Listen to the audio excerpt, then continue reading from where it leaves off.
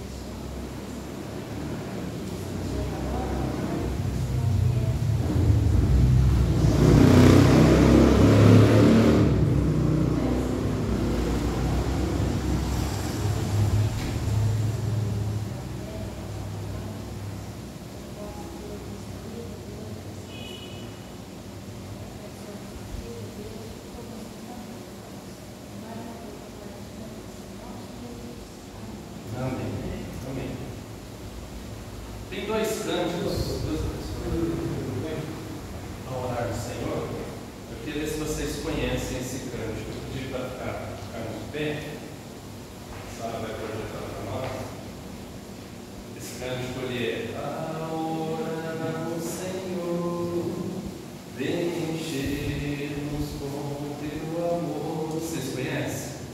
Para o mundo agitado esquecer. Projeto a letra, então, sem a música. Esse aqui eu acho que dá para a gente ir. O ritmo dele é assim: a orar o Senhor. Pronto? Vem encher-nos com teu amor, para o mundo agitado esquecer.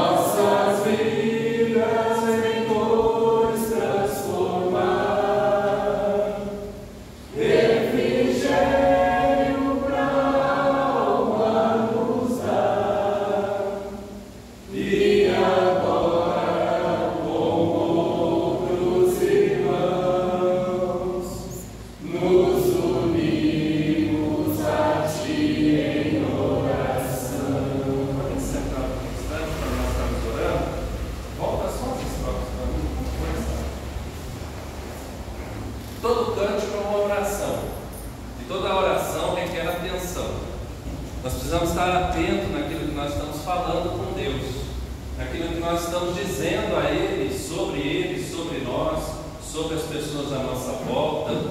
O cântico é uma oração com melodia, com poesia, mas ele precisa sair do nosso coração para que ele possa chegar no trono de Deus, agradando o coração do Senhor. E esse cântico nós estamos reconhecendo que ao orarmos, o Senhor precisa encher o nosso coração de algumas coisas que vão contribuir para a nossa oração. E a primeira delas é o quê? Encher o nosso coração com o amor de Deus. Porque algumas coisas, elas precisam acontecer na nossa vida para que a nossa oração seja uma oração mais eficiente, uma oração que passe do teto e chegue à presença de Deus. A primeira delas, entendendo de encher com o teu amor, é saber que Deus nos ama tanto a ponto de nos ouvir.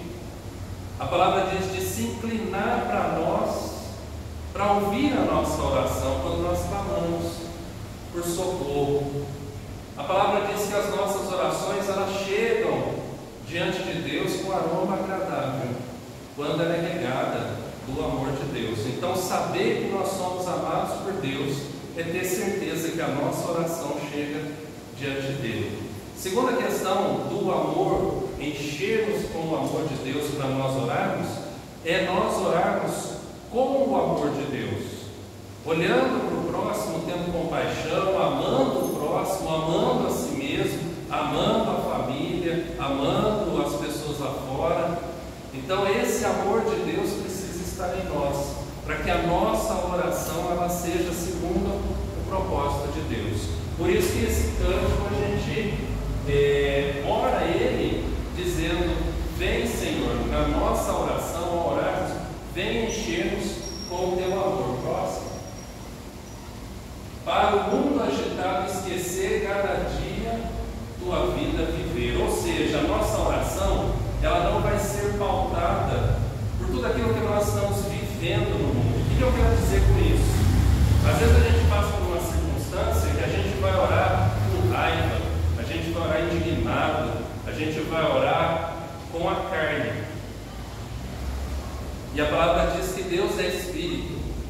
Importa que os seus adoradores o adorem em espírito e em verdade. Então, esse pedido que nós fizemos através do louvor, essa oração, nós estamos pedindo a Deus que nos encha com seu amor, para que esse mundo agitado, a gente não considere a agitação do mundo, mas nós venhamos a considerar as pessoas que estão no mundo. Aí, próximo. Esse pedido diz o quê? Mais uma etapa da oração que a gente aprende, que é o quê? Muitas vezes a gente ora para que Deus mude o outro, mas a mudança tem que começar aqui dentro de nós. Então perceba que esse cântico tem tudo a ver com a maneira como a gente ora e com a maneira como a gente ora segundo a vontade de Deus. Então, nossa vida vem vai se transformar. Jesus mesmo ele orou: não seja feita a minha vontade. E às vezes a gente ora: não seja feita a minha vontade, meio que no piloto automático. Mas quando a gente ora assim com fé, com convicção, que a vontade do Senhor ela é boa, ela é perfeita, ela é agradável, ela é melhor que a minha, a gente vai orar crendo que Deus pode transformar a minha vida. E a partir de mim pode transformar toda a realidade à minha volta, as pessoas, as circunstâncias, o mundo. Então, nossa vida vem pois transformar, e aí é nossa, porque já é uma oração que está saindo do meu núcleo para a minha volta, porque eu começo a entender que eu posso orar por mim, mas posso orar por nós. E aí, eu queria perguntar para você se existe algum momento na sua vida que você não precise de um refrigério de Deus. Se há algum momento na nossa vida que a gente possa dizer: não, está tudo bem, está tudo tranquilo, eu não preciso de nada. Eu não preciso de nada. Às vezes, quando a gente está orando, a gente fala assim: não quero nada, eu só quero agradecer. A pergunta é: eu estou sendo sincero para Deus? Eu não preciso de nada mesmo? Eu estou diante daquele que é todo poderoso, daquele que pode fazer infinitamente mais do que eu estou pedindo ou pensando, e eu vou chegar na presença desse Deus, e Ele vai olhar para mim e falar assim: filho, o que você quer que eu te faça?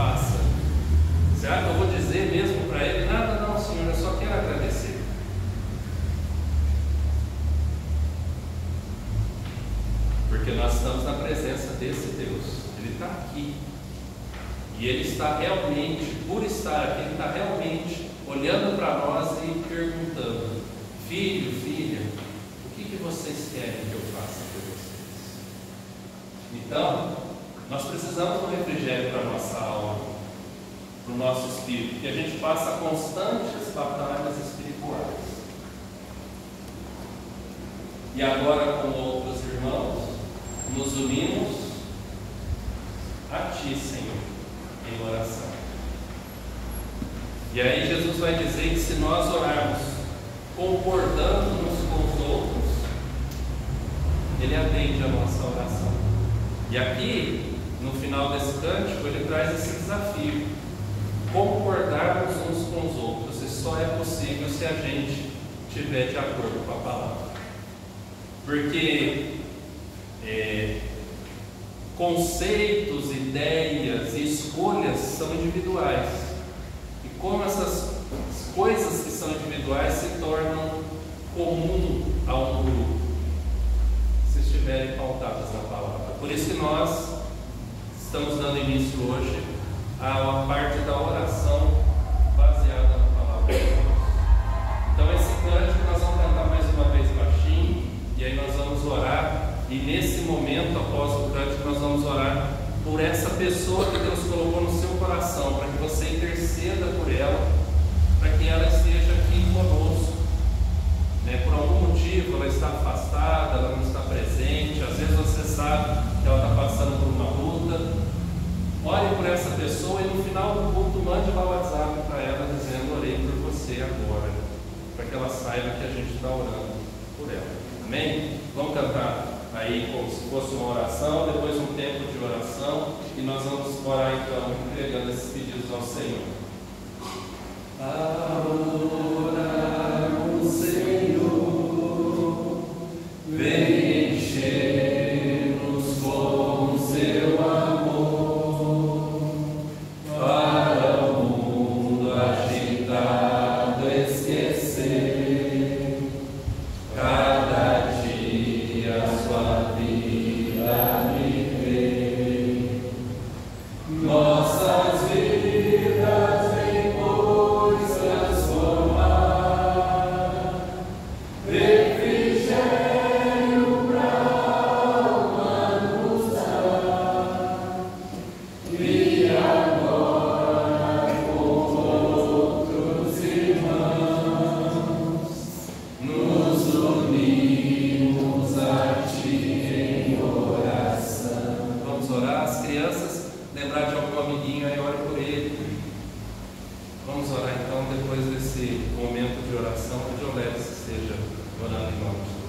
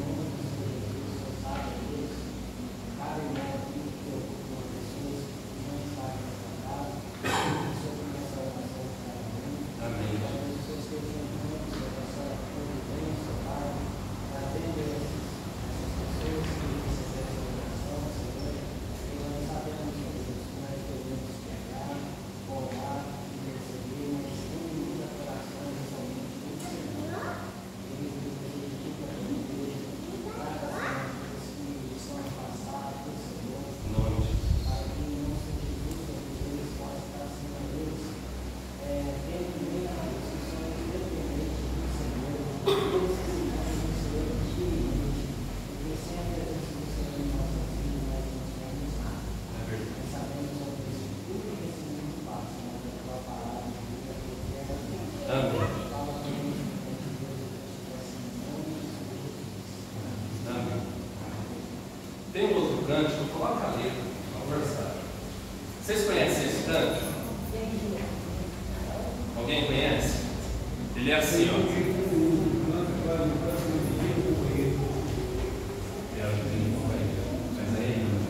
Esse aqui vocês conhecem? Ele é assim, ó. Eu creio no poder dos joelhos que se dobram. Eu creio no poder da oração. Conhecem? Não? Então eu vou pedir para a Sara tocar ele. Enquanto nós vamos ouvindo, nós vamos orando. Eu queria que vocês estivessem refletindo na letra da música. Por enquanto, ouçam, mas eu gostaria que ela passasse a ser a sua oração, que possa ser uma declaração de fé dizendo: Senhor, eu creio no poder da oração. Coloca para nós vamos ter esse tempinho, enquanto a música tocar, nós estaremos em oração. Na hora que terminar, eu volto a falar.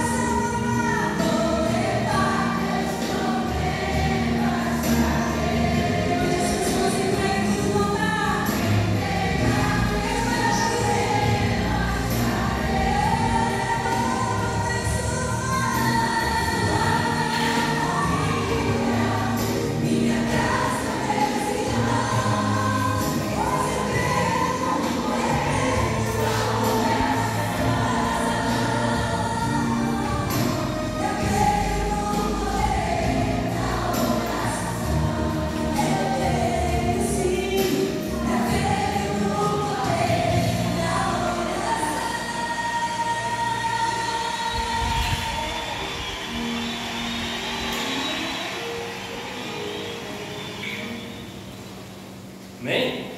Chama as crianças a virem à frente. É o Walter e a Miriam, é isso? Melhor vir pela lateral.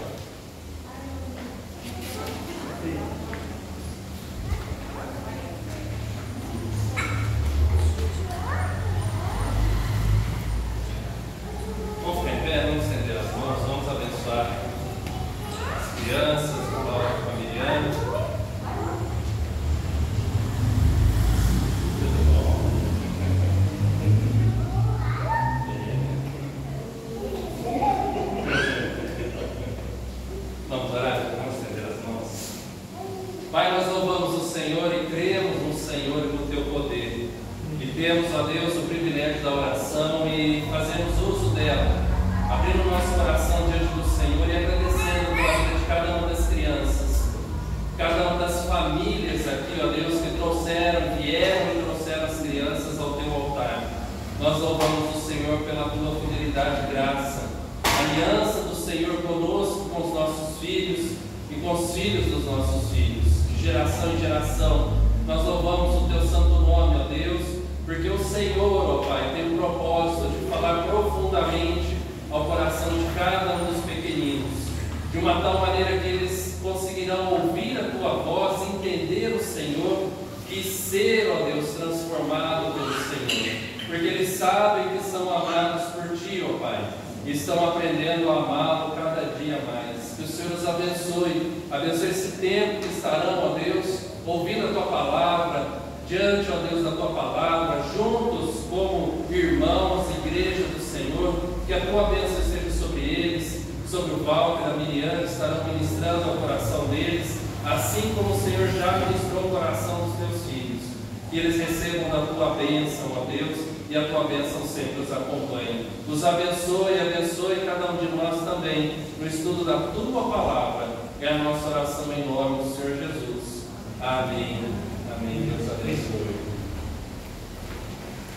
Crianças, vão pela lateral, é melhor. Isso. Então, vocês vão se acostumar. Tiago, capítulo 4. Tiago, capítulo 4.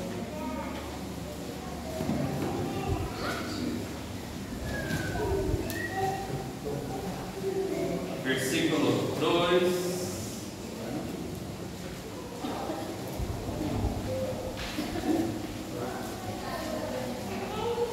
Final do 2, começo do 3.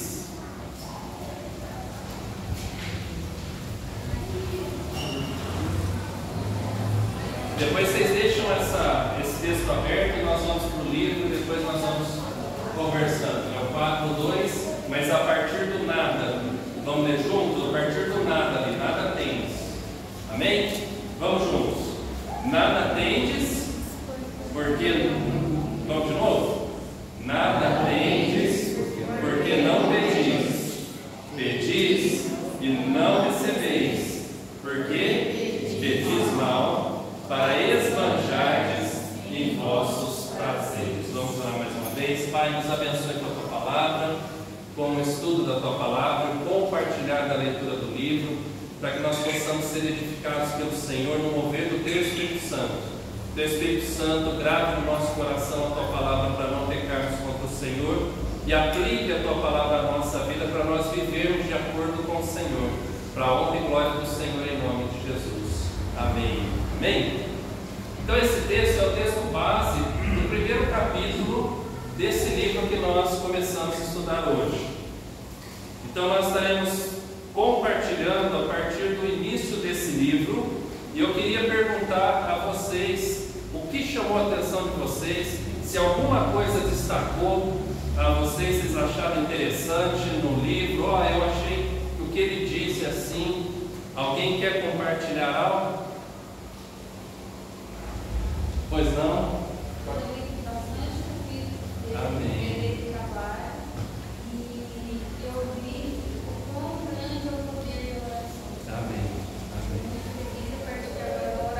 Amém, amém. Alessandra? Olha, eu ouvi também o fundamento maior do Papa de oração. Ele fala lá que o próprio Cristo falou que, quando ele fala da terreira lá, ele não fala só de Deus, fala de vocês, ele fala dos ele ensinou e assim já foi necessário estar orando com ele. E só ensinar disciplinado foi suficiente.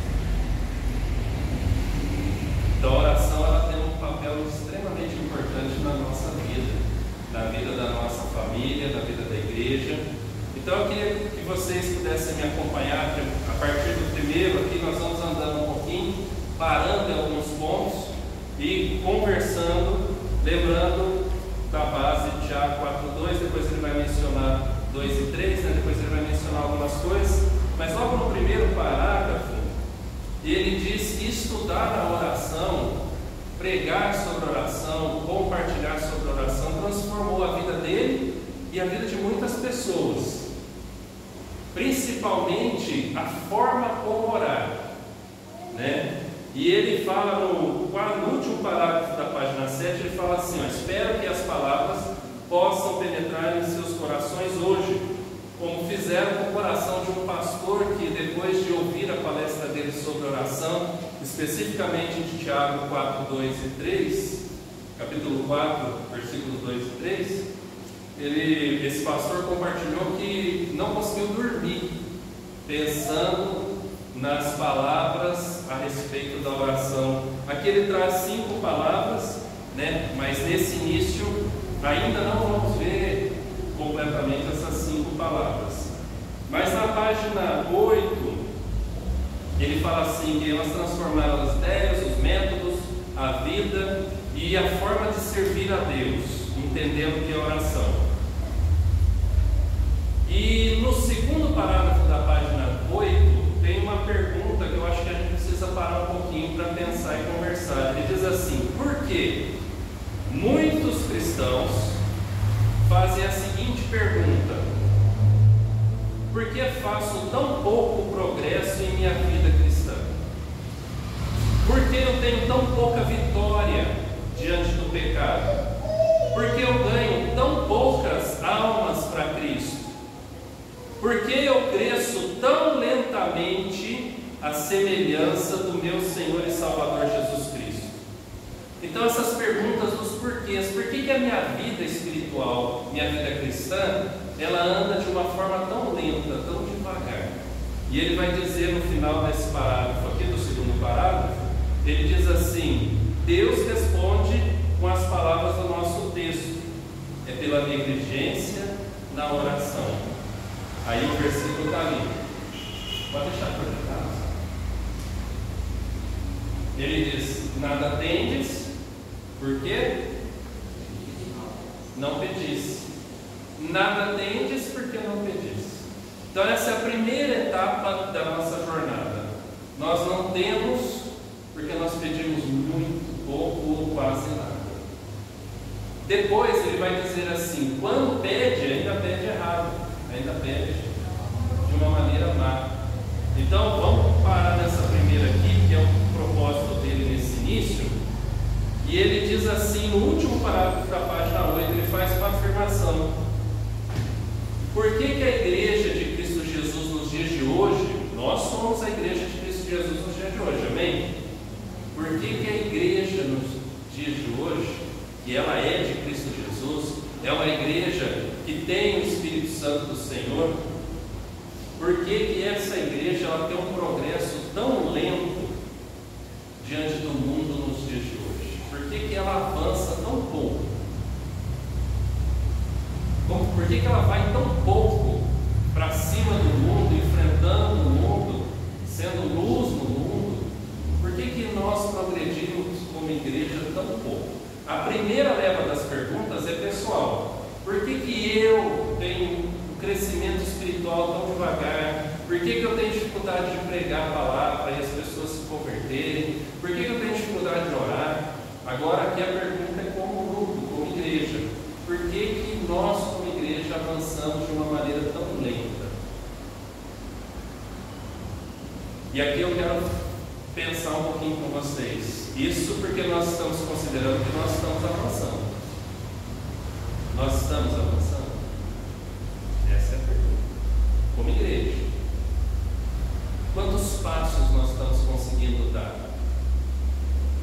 O quanto nós estamos conseguindo sair da nossa zona de conforto para avançar? E ele continua na página 9. Ele diz o seguinte no primeiro parágrafo, no final do primeiro parágrafo: encontramos uma história de vitória constante e progresso perpétuo. Sabe aonde ele começa dizendo? A igreja em Atos dos Apóstolos. E aí ele vai dizer assim, Atos 2,47, por favor, Sara.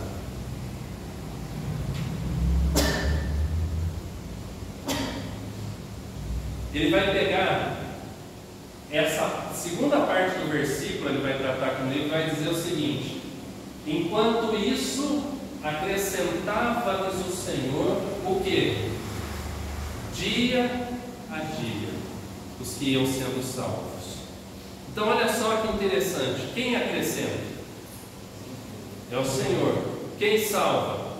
O Senhor. E como Ele faz? Dia a dia. Mais para frente um pouco, e a gente vai chegar lá, mas mexeu muito comigo. Isso porque ele está falando, imagino eu, de uma grande igreja.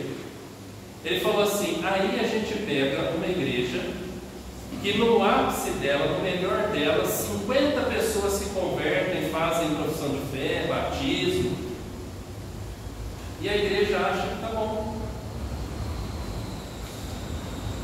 50 pessoas no ano. Num ano. Alguém pega a calculadora aí, por favor. Coloque aí a calculadora. Divide 50 por 365 dias. Quantas pessoas dá por dia no ano? Oi? 0,3. É 0,13. 0,13. Vocês já pensaram nisso? Dá para a gente ficar feliz com 50 pessoas num ano? Dá, a gente fica feliz, não fica? Melhor que nada. Agora, 50 pessoas numa igreja num ano, tá bem?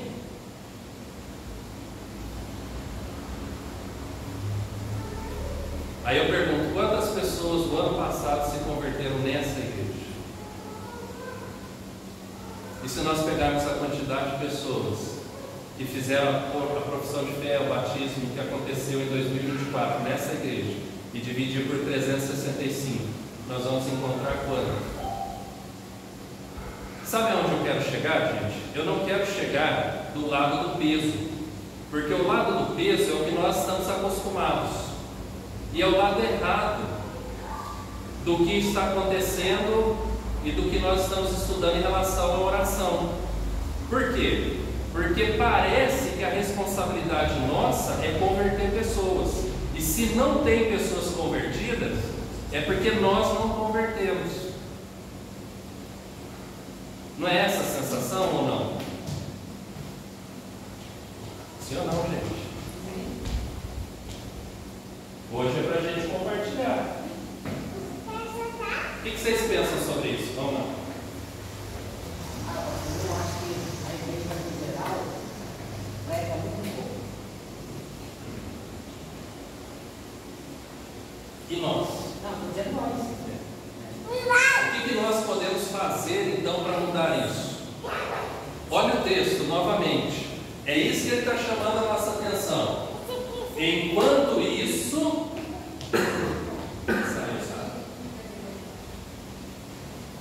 acrescentava-lhes o Senhor dia a dia os que iam sendo salvos. De novo, quem acrescentava? O Senhor. Quem salva? O Senhor. E Ele o faz dia a dia. Então qual é a nossa parte? Volta um pouquinho no versículo. Eis a nossa parte. Se o Senhor dia a dia acrescenta os que são salvos, ou seja, se dia a dia o Senhor salva, e se dia a dia Ele conduz os salvos para dentro da igreja, vamos pensar na igreja como a arca do tempo de Noé. Quem trouxe os animais para dentro da arca? Deus. Quem fechou a porta da arca? Deus. Então, só que quem construiu a arca? Noé. Agora, quem ensinou a construir a arca? Deus. Quem capacitou a construir a arca? Deus. Então, olha só, o que nós precisamos fazer é construir esse ambiente para acolher essas pessoas que vêm salvas por Deus e trazidas por Ele até aqui. Não estou dizendo que nós não devemos pregar, pelo contrário, nós devemos pregar, mas agora com entendimento mais centrado na palavra, ou seja, eu não tenho obrigação de converter, eu tenho obrigação de quê? Pregar. Converter é de Deus. O que eu tenho que fazer então? Primeiro, se Deus salva diariamente e acrescenta diariamente, então qual é a agenda? A minha agenda com Deus é semanal? Por isso que o texto diz, diariamente. Então a vida da igreja de Atos é uma vida diária. Aí vamos dizer o seguinte, então a solução é ter culto todos os dias da semana. Não. Até porque a nossa casa, a nossa família é uma igreja, porque ela é parte dessa igreja, ela é parte do corpo. Então eu não sou igreja só aqui, eu sou igreja lá também, eu sou igreja no trabalho também. Então eu tenho que estar em constante ligação com Deus e com os meus irmãos. Então diariamente o que a igreja faz? O que nós devemos fazer? Perseverar no que? Unânimes no templo. Então quando nós estivermos juntos aqui, temos que ter um só pensamento, um só propósito, uma só visão, porque nós temos um único Deus. Então o que traz unidade a essa igreja? Várias pessoas diferentes, com culturas diferentes, criação diferente, pensamentos diferentes, agora se tornam uma unidade, porque quem é o cabeça é Cristo. O que eles mais faziam? Tinham comunhão, partiam pão de casa em casa. Partiam pão de casa em casa, eles tinham comunhão, eles partiam, participavam das necessidades uns dos outros e tomavam as suas refeições com alegria e singeleza de coração. Próximo. Fazendo o quê? Tudo isso era regado a louvores. Mas que tipo de louvor? Músicas que a gente aprende? Não. É aquele louvor baseado na palavra que diz que Ele colocou nos nossos lábios um novo cântico, um hino de louvor ao Senhor. Muitos verão essas coisas, temerão e adorarão o Senhor. Então é esse louvor que vem do alto e inspira o nosso coração a louvá-lo. Então o louvor a Deus é muito mais que canção. É uma canção com ação, é uma canção com vida, com atitudes. Isso faz o que na sociedade? Faz com que a sociedade olhe para nós de uma maneira diferente. Como que a sociedade olha para nós hoje? A sociedade tem simpatia por nós? Ou elas nos detestam? Ou elas olham para nós e falam assim, lá vem os chatos? Ou elas falam assim, puxa, olha que legal, o pessoal da igreja presbiteriana está aqui. Ou lá vem o povo da igreja presbiteriana. Como é que é aqui, gente? É rejeitado. Rejeitado? O pessoal não olhar para a gente assim, é chato. Porque existe duas coisas que precisam ser muito bem pontuadas. Uma é ser perseguido, ser maltratado por causa do Evangelho. Essa é uma coisa que Jesus disse que nós seríamos: perseguidos, odiados, maltratados por causa do Evangelho. Agora, outra coisa é sermos odiados porque nós somos chatos, nós somos irritantes, nós achamos que nós somos melhores que os outros. Essa é outra coisa completamente diferente. Quando Jesus chegava, a turma falava assim, lá vem aquele que se sente melhor que os outros. Ou a presença de Jesus atraía as pessoas. Só que junto vinha a turma que odiava Jesus por causa do Evangelho, por causa do próprio Jesus. Mas ninguém perseguiu Jesus falando que ele era chato, que ele era irritante. Então por que nós seríamos dessa maneira? Por isso que o texto vai dizer que essa vida de amor, comunhão, ela vai chamar a atenção das pessoas, vai falar assim, poxa, eu queria fazer parte desse grupo aí. Como que eles se amam, como que eles são alegres e felizes quando estão juntos, se encontram há uma alegria que a gente não vê, às vezes não vê nem dentro das famílias. Isso atrai o olhar das pessoas. Então, como, gente? O texto diz: e contando com a simpatia de todo o povo. Essa é a vida diária da igreja. Uma vida de perseverança na palavra, uma vida de comunhão, uma vida de compartilhar dos momentos bons e dos momentos difíceis. Partir o pão de casa em casa, se é partir o pão, significa o quê? Que uns têm e outro não. Porque se todo mundo tivesse, precisava repartir. Quando a gente olha, a gente parece assim, está tão bem que aí, ó, você traz pão doce, você traz pão de sal. Mas não é assim. É porque uns tinham, outros não tinham. Isso significava que todos tinham, porque o que tinha não considerava aquilo como seu. Não era isso que o texto fala? Então, alinhando isso, nós vamos ver que Jesus vai trazer essas pessoas. Então, se não está sobre nós o converter e o trazer, então qual é o nosso papel? Aí ele vai dizer novamente, porque aí a pergunta é: então nós devemos ser simpáticos e tal? Não é só isso, é também isso, mas nós devemos dobrar os nossos joelhos e orarmos, porque existem barreiras que precisam cair para que as pessoas possam se achegar até nós. Então, quando ele faz a pergunta, a igreja de Jesus Cristo hoje faz um progresso tão lento no mundo, por quê?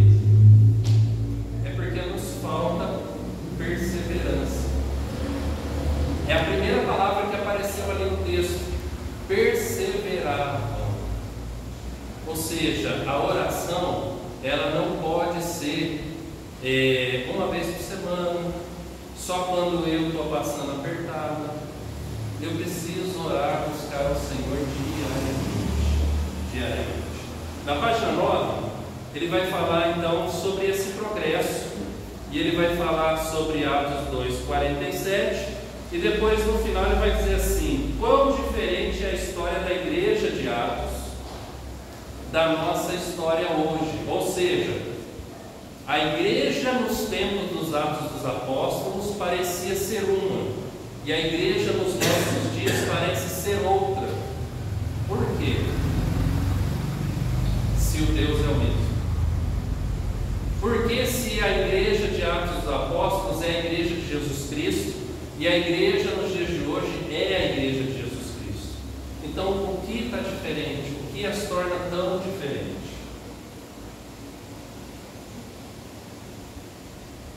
E aí, gente?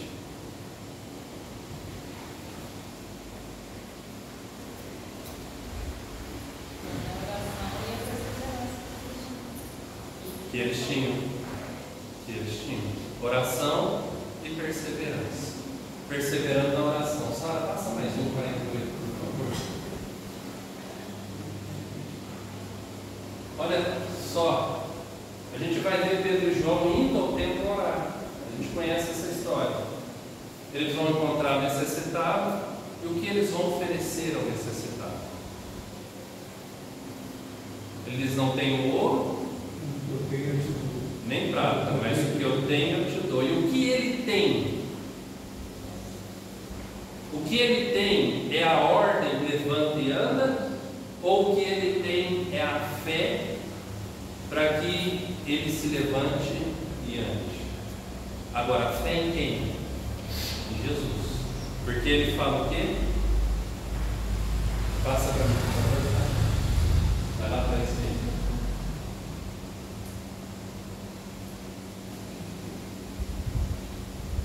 Aos 5 dias, ele olhava atentamente esperando receber alguma coisa. E eles não vão dar uma coisa para eles vão dar algo melhor. Não possuo nem prata nem ouro, mas o que eu tenho, isso eu te dou. Aí a oração de Pedro era a primeira, em nome de Jesus. Jesus, quando ele nos envia, ele disse o seguinte: toda a autoridade me foi dada no céu e na terra.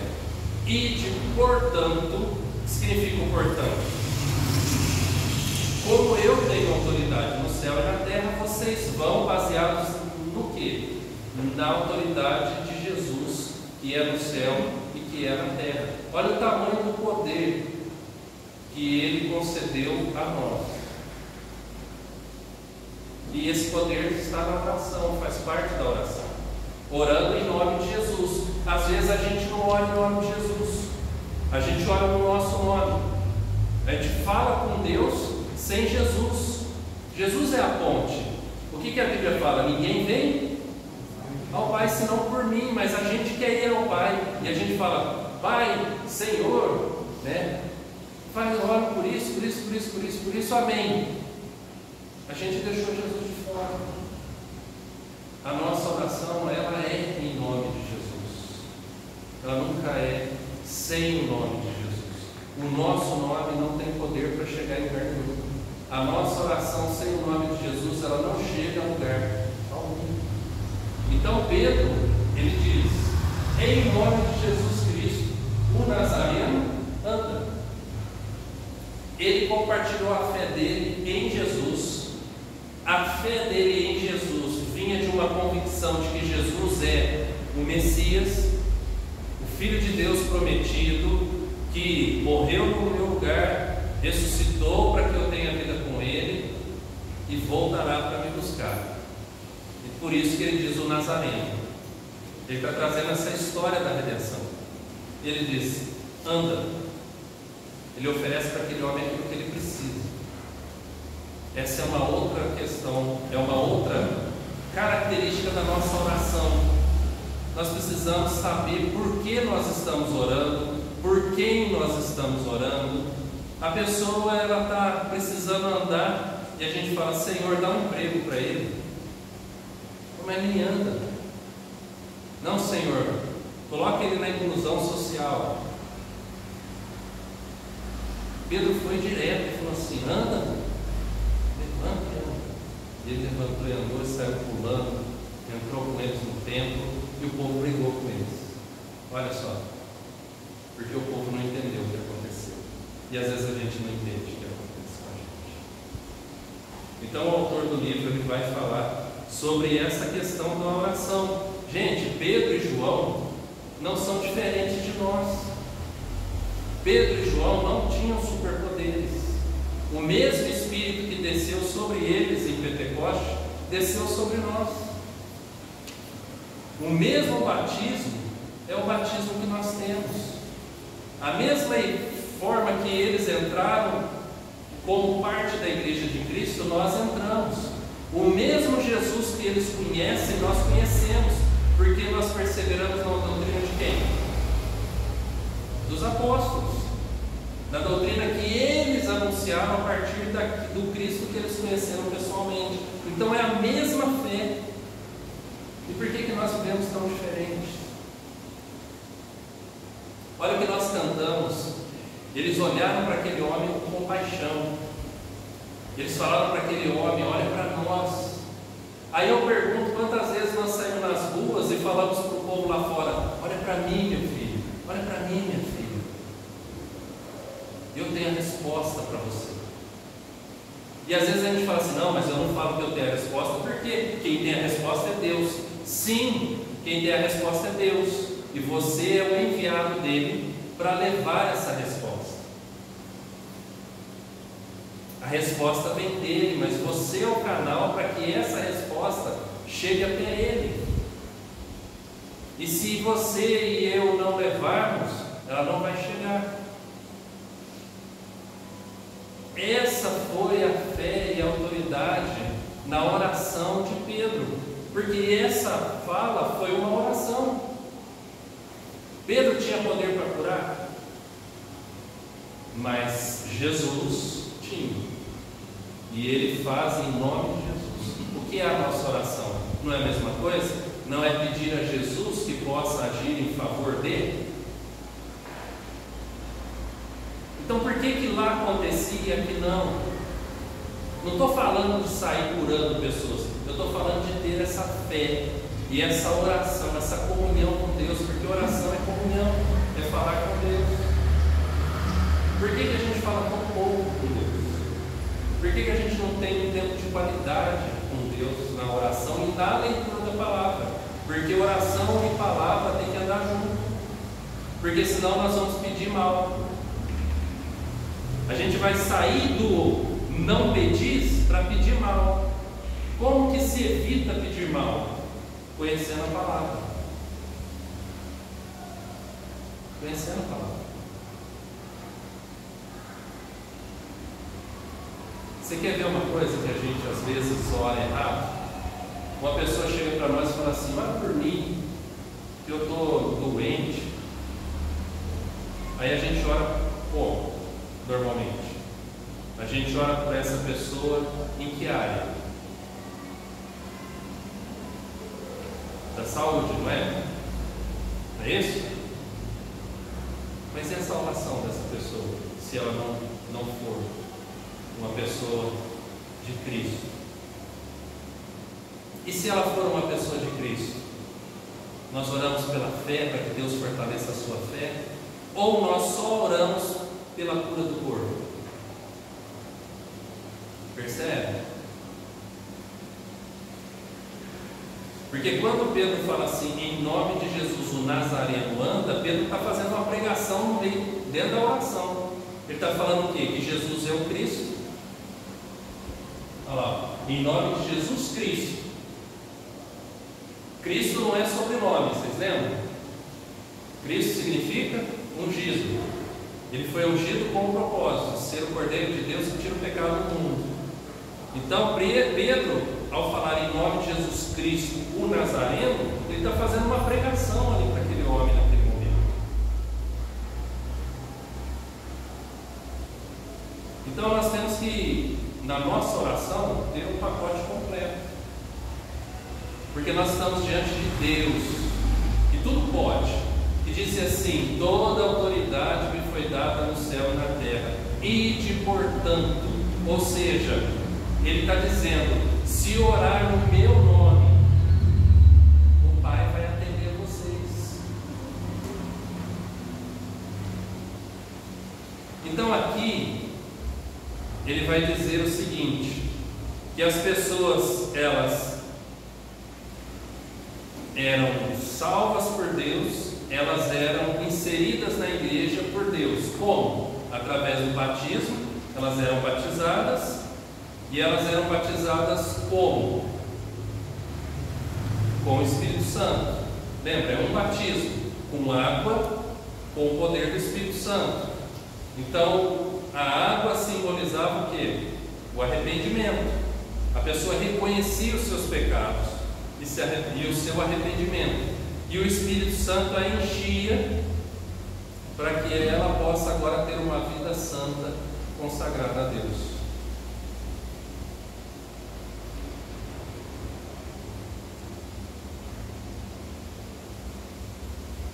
E ele vai dizer, eu estou na página 10 ainda, no comecinho da página 10.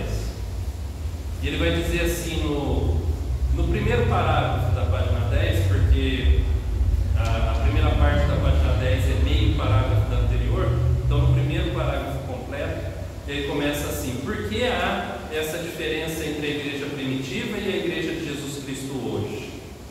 Aí ele vai falar assim: é porque hoje a gente tem assim, perseguição, né? Hoje as pessoas, elas não reconhecem mais a igreja.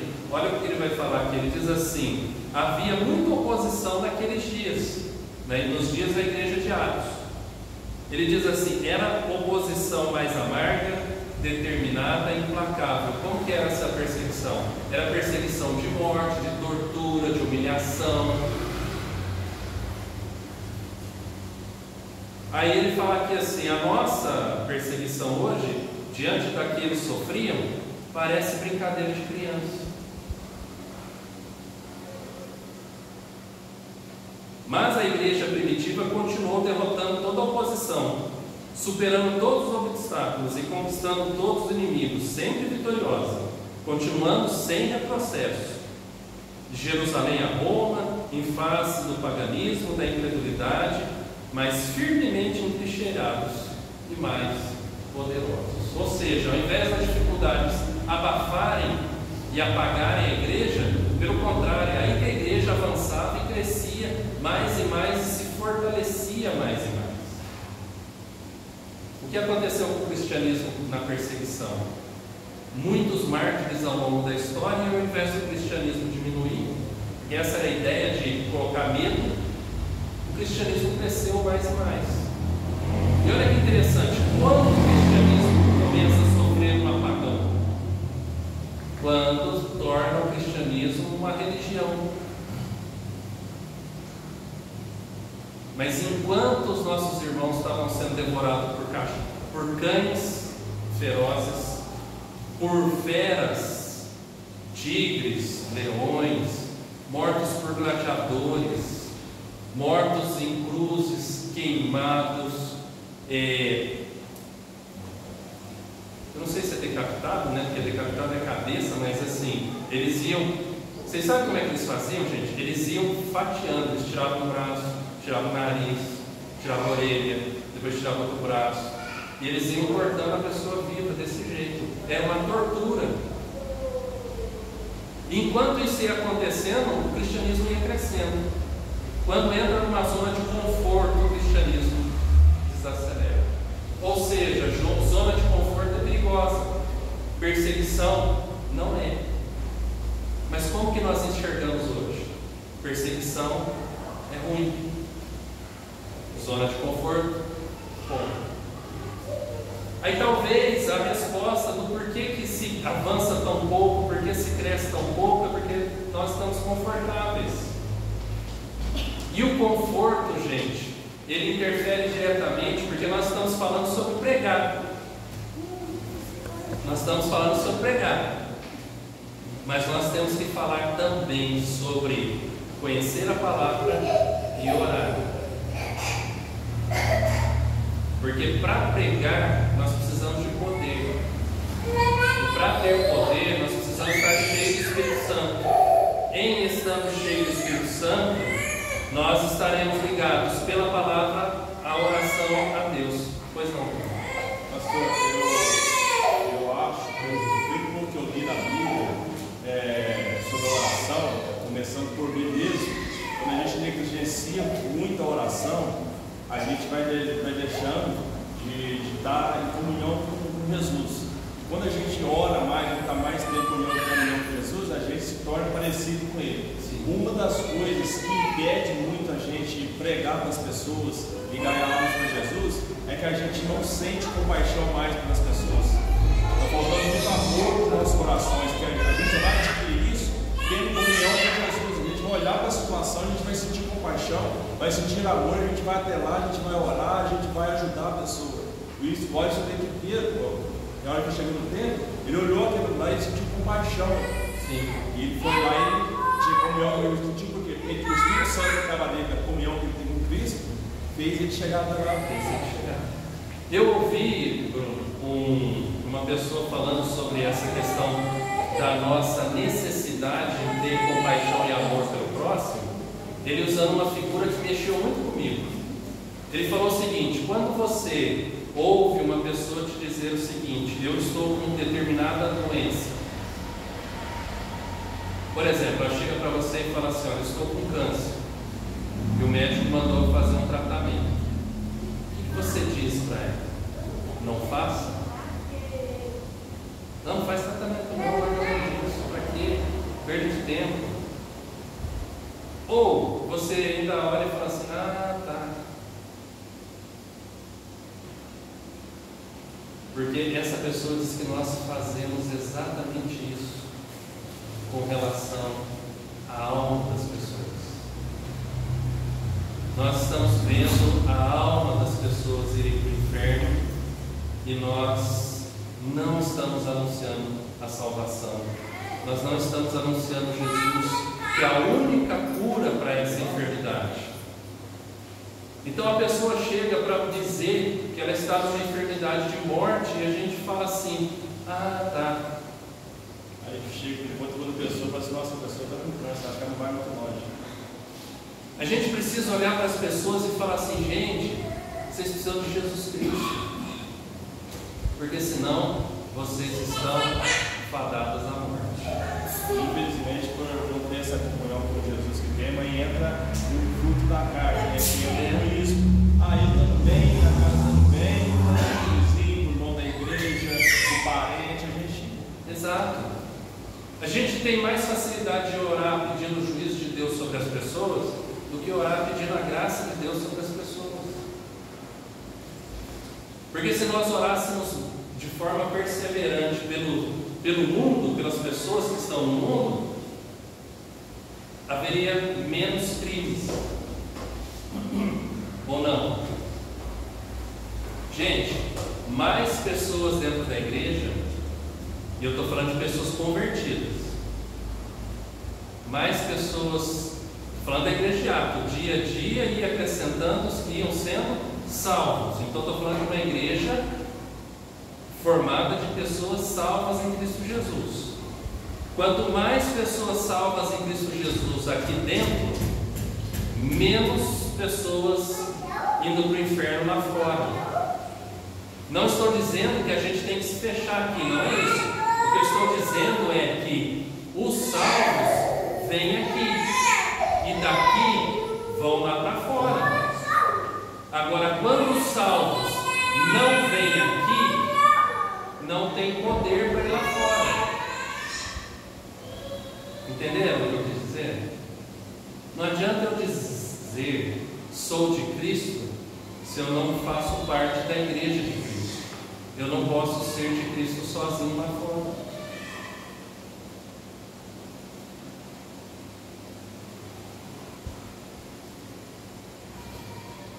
Quando os discípulos chegaram para Jesus e disseram assim: olha, tinha um homem pregando lá no seu nome, e como ele não era parte de nós, nós mandamos ele ficar quieto. O que Jesus falou para ele? Jesus falou assim: deixa ele, porque o que ajunta não espalha. Mas Jesus não disse que ele era parte dos seus. Ele está dizendo para os discípulos não ficar julgando aqueles que estavam falando coisas boas, fazendo coisas boas, mas em nenhum momento Jesus falou assim: não, ele é dos nossos, deixa ele lá. Então, como ser igreja? Como ser de Jesus sem ser igreja de Jesus? Como ser igreja de Jesus sem estar com Jesus? Olha, gente, quando nós oramos em nome de Jesus, a nossa oração nos obriga a querer pensar como Jesus. Quando nós oramos em nome de Jesus, nós estamos agindo como se nós fôssemos Jesus. Esse é o papel do ministro. Qual é o papel do ministro lá fora? Qual é o papel do embaixador lá fora? Não é representar o país.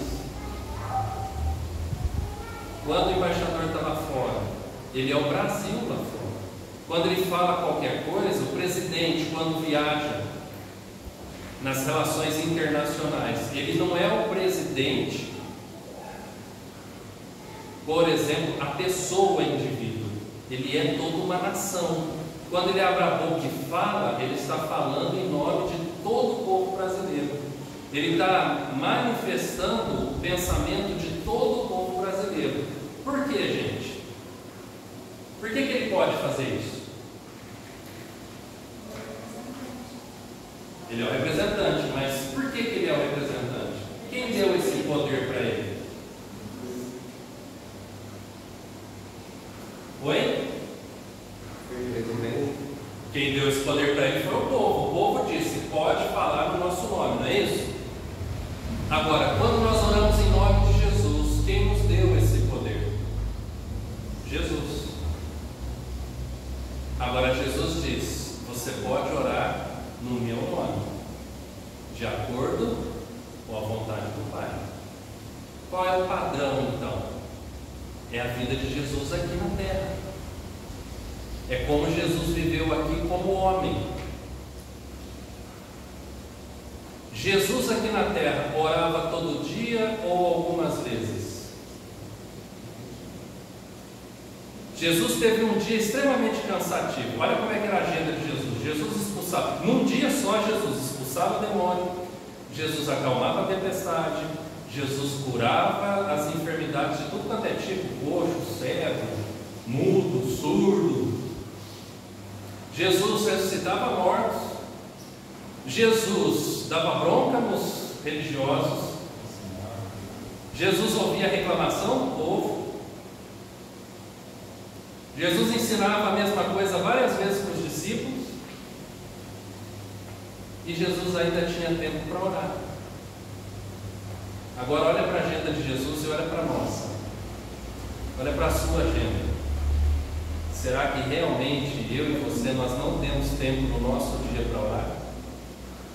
Porque Jesus, sendo Deus, Ele podia fazer aquela oração relâmpago, como às vezes Ele fazia, quando Ele pegava e falava assim: Pai, graças eu te dou. Era uma oração rápida. Mas Jesus separava tempo para orar, e na maioria das vezes era que hora, gente? Era quanto tempo? O povo estava lá no barco, no fim das contas, Jesus falou assim: não, pega o barco e vai. O que Jesus fez? Foi orar. Passou a noite orando. Aí, no início assim, da madrugada por dia, Jesus resolve ir até o barco andando sobre as águas. Jesus orava. Ah, mas Jesus não cansava. Cansava. Pedro não foi acordar Jesus e falou assim: Senhor, todo mundo está te procurando, o Senhor está dormindo. Aí não te importa, Senhor, porque o povo está te procurando, o Senhor dormindo. Jesus cansava.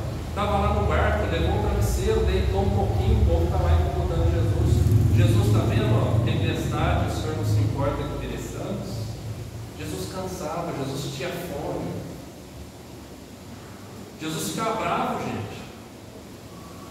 Então, o padrão nosso de comunhão com Deus, de oração, de palavra, Jesus rebateu Satanás com a palavra. Como que a gente rebate Satanás? Com a palavra. Palavra e oração, oração e palavra. Para a gente encerrar, porque aí a gente continua semana que vem ainda nesse primeiro capítulo, que eu falei para vocês, o objetivo nosso não é ter pressa,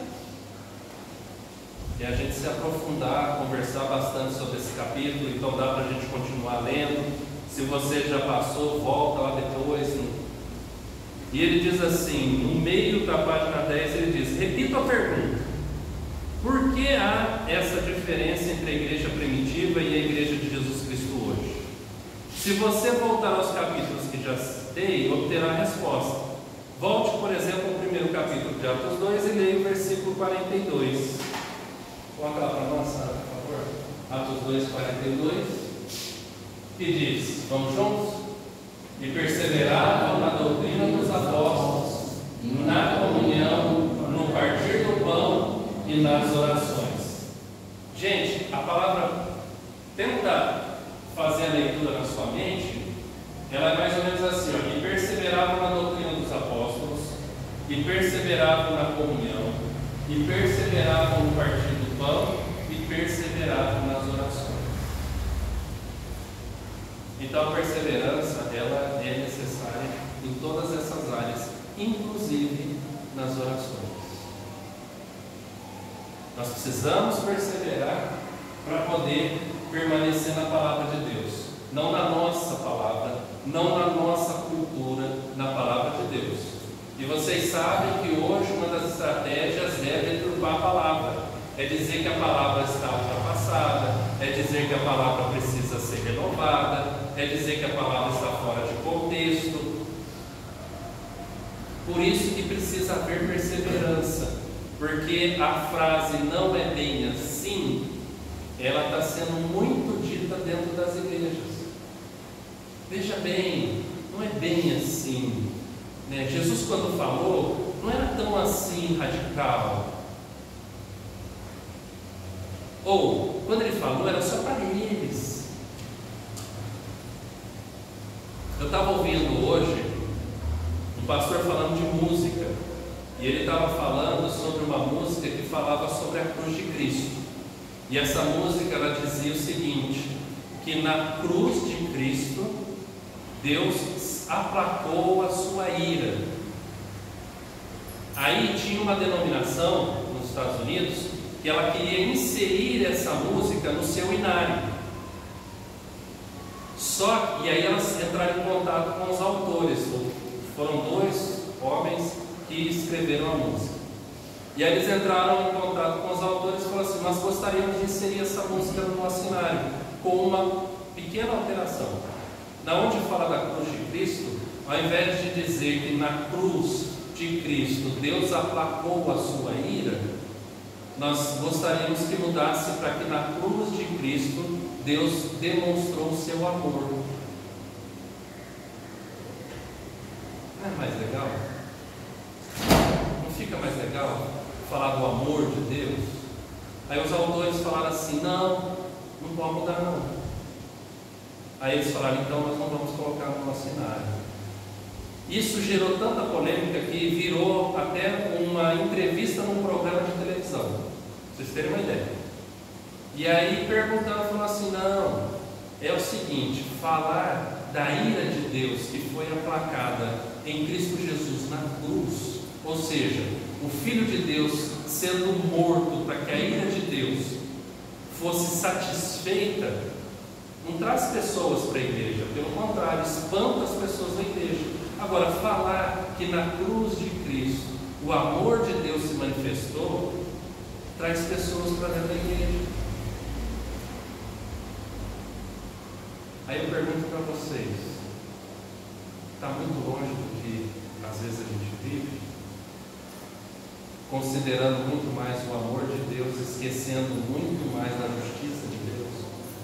Porque quando nós nos esquecemos da justiça de Deus, nós nos esquecemos dos nossos pecados. De que o Senhor Jesus teve que morrer no nosso lugar por causa dos nossos pecados.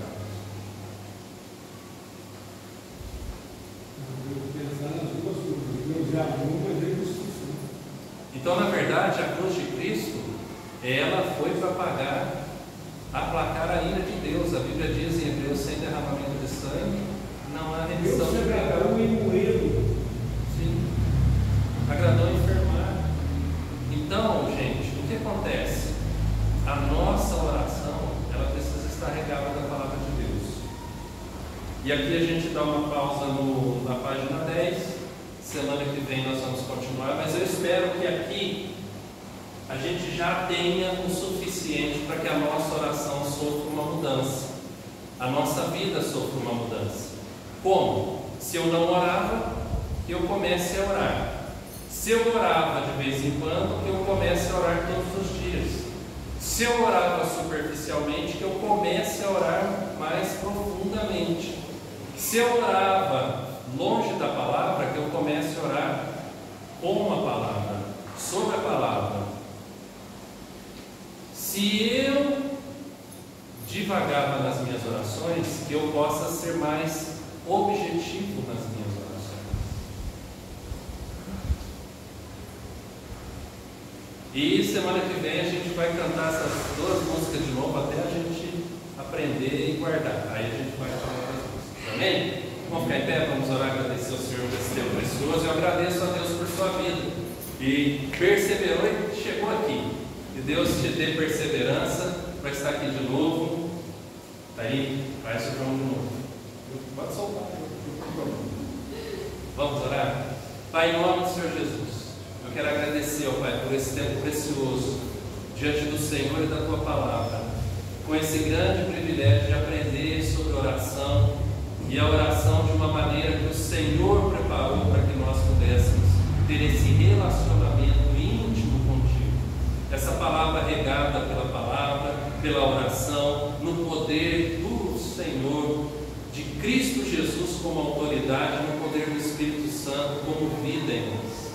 Sabendo, ó Deus, que o Senhor intercede por nós com gemidos inexprimíveis. Tamanha é a vontade do Senhor e a propósito do Senhor em nós praticarmos a oração. Nos ajude, abençoe o nosso lar, a nossa vida, a nossa fé, de tal maneira que nós possamos ter esse relacionamento cada vez mais alicerçados no nosso Senhor e Salvador Jesus Cristo. Assim nós agradecemos pela presença de cada um aqui, cada família representada, rogamos pelas famílias que não estão aqui, que o Senhor esteja os abençoando de igual forma, que o Senhor esteja alcançando nas suas necessidades, cobrindo-os com a Tua graça, com o Teu amor e poder, e que o Senhor traga unidade à tua igreja, tamanho, ó Deus, que o mundo ao olhar para nós veja que somos o corpo de Cristo e o Senhor é o cabeça, e que o Senhor possa acrescentar a essa igreja dia a dia os que o Senhor vai salvando e agregando, e nos prepare, Senhor, para recebê-los, para caminhar com eles e se alegrar com eles. Assim nós oramos com gratidão, o fazemos no nome do nosso Senhor Salvador Jesus Cristo. Amém e amém. E agora, igreja de paz, debaixo da graça do nosso Senhor Salvador Jesus Cristo, repleta do amor do nosso Deus e Pai, no poder do Espírito Santo, nas suas virtudes, hoje, sempre, aqui e até os confins da terra. Amém e amém.